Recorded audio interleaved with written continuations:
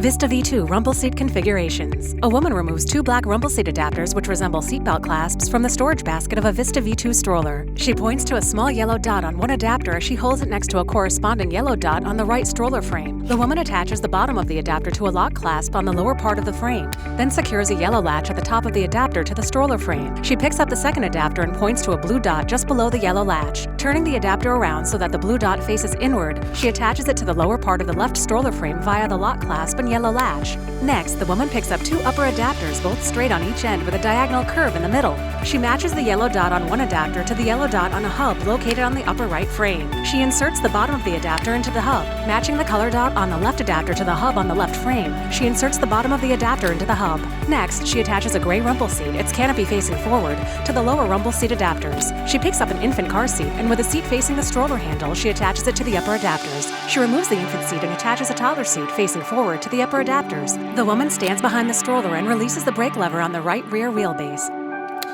She pushes the stroller away as a gray flower logo appears. UPPAbaby.